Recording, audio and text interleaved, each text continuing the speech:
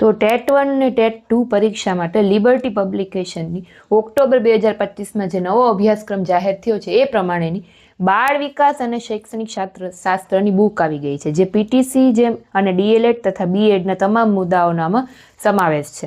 અધ્યયન અને શૈક્ષણિક શાસ્ત્ર, શૈક્ષણિક મનોવિજ્ઞાન, સમાવેશી શિક્ષણ, વર્ગ વ્યવહાર, મૂલ્યાંકન, શિક્ષણના વર્તમાન પ્રવાહો, શિક્ષણના સિદ્ધાંતો, બાળ વિકાસ, આ બધા જે કન્સેપ્ટ છે, ટૂંકમાં બધા જે ટોપિક છે આમાં આવરી લેવામાં આવ્યા. ચાલો આપણે આગળ વિડીયોમાં હું તને દેખાડું. બુકને ઓપન કરશો એટલે સૌથી પહેલા તમને ઇન્ડેક્સ જોવા મળશે. જો આખો ઇન્ડેક્સ છે. પછી અહીંયાથી શરૂ થાય છે વિભાગ એ, બાળ વિકાસ. વિકાસની સંકલ્પના અને અધ્યયન સાથેના સંબંધ. જો એમાં વૃદ્ધિની વ્યાખ્યા, અર્થ, વિકાસની વ્યાખ્યા, ટૂંકમાં ડિટેલમાં માહિતી આપી છે બાળ વિકાસ વિશેની. જેમ કે જો વ્યક્તિત્વના પ્રકારો, તો જો ભારતીય દ્રષ્ટિકોણથી વ્યક્તિત્વના કેટલા પ્રકાર છે અહીંયા ચાર્ટ દ્વારા સમજાવેલું છે. પછી એની ડિટેલ પણ આપેલી છે. બાળ વિકાસના લક્ષણો અને સિદ્ધાંતો.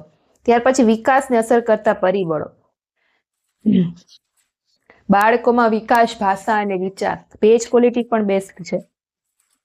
સામાજિકતાનો વિકાસ અને તેને અસર કરતા પરિબળો. પછી સામાજિકીકરણ પ્રક્રિયાઓ, જેમાં સામાજિક જગત ને બાળક, એના વિશેની માહિતી આપેલી છે.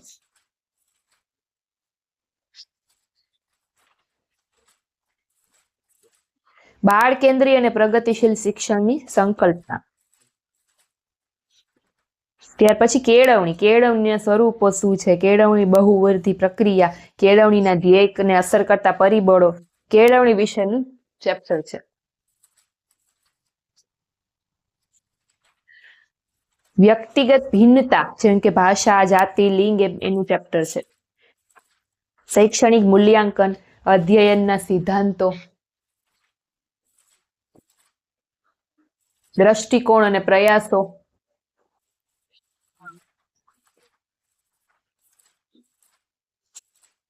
પછી વિભાગ બી છે, એ શરૂ થાય છે સમાવેશી શિક્ષણ અને વિશિષ્ટ જરૂરિયાત ધરાવતા બાળકો અંગે સમજ. એ અંગેનું આખો વિભાગ બી છે, જેમાં જો અધ્યયન અક્ષમતા ધરાવતા બાળકો હોય, બરાબર, ઉપેક્ષિત, વંચિત અને વિવિધ પરિવેશ ધરાવતા, સમાવેશી શાળા અને શિક્ષક. પછી વિભાગ સી છે અધ્યયન અને શૈક્ષણિક શાસ્ત્ર વિશેનો છે.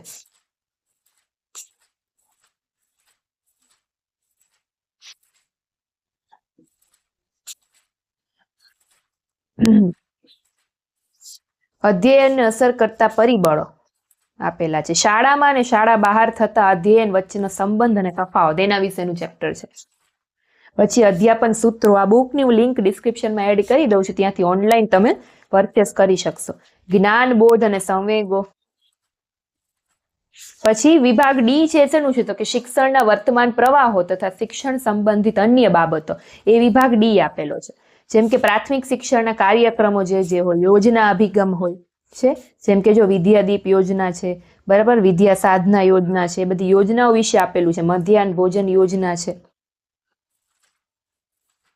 પછી વિદેશી સત્તા દરમિયાન શિક્ષણ. માહિતી ને માહિતી ટેકનોલોજી, એનું ચેપ્ટર છે. જો માહિતીનો અર્થ શું થાય, એની વ્યાખ્યા, માહિતીની જરૂરિયાત. પછી સોશિયલ મીડિયાની શિક્ષણમાં શું ભૂમિકા છે અત્યારના સમયમાં, બરાબર, તો એના વિશેનું આખું ચેપ્ટર છે. શિક્ષણમાં ઉપયોગી ગૂગલ ટૂલ્સ, સાયબર સિક્યોરિટી ને કોડિંગ શું ઉપયોગી થાય છે, એના વિશેનું આખું ચેપ્ટર છે.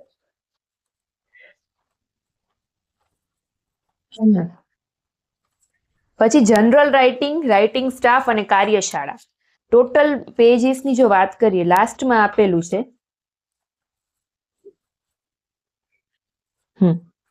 લાસ્ટમાં આપણે જોઈએ તો અગાઉની પરીક્ષામાં પૂછાયેલા પ્રશ્નો, આગળ જે ચેપ્ટર ગયા એમાંથી જે પીવાયક્યુઝ હતા એ બધા અહીંયા આપેલા. જો અહીંયા લખેલું પણ છે કે ટેટ 2 2011માં ટેટ 2 ની પરીક્ષામાં આ પ્રશ્ન પૂછાયેલો હતો, 2011માં ટેટ 2 ની પરીક્ષામાં આ પ્રશ્ન પૂછાયેલો હતો, અને નીચે એના છેલ્લે આન્સર આપેલા. ટોટલ 376 પેજની આખી બુક છે. બુકને પરચેસ કરવા માટે લિંક ડિસ્ક્રિપ્શનમાં એડ કરી દઉં છું, ત્યાંથી ઓનલાઈન પરચેસ કરી શકશો. આમાં તમને ટેટ 1-2 પરીક્ષા માટેનું સંપૂર્ણ બાળ વિકાસ આવી જાય છે, શિક્ષણના સાર્વત્રિકરણના કાર્યક્રમની સમજ આવી જાય છે, ચાર્ટ, આકૃતિ, કોષ્ટક, ચિત્ર દ્વારા નવીનતમ માહિતીનું આલેખન છે, આરટી 2009 અને એનઈપી 2020નો પણ આમાં સમાવેશ છે, અને અગાઉની પરીક્ષાના પૂછાયેલા પ્રશ્નો પણ આમાં આપેલા છે. બરાબર, તો ફરી પાછા આપણે કોઈ નવી બુકના રિવ્યૂ સાથે મળીશું. ત્યાં સુધી બાય બાય. Thank you.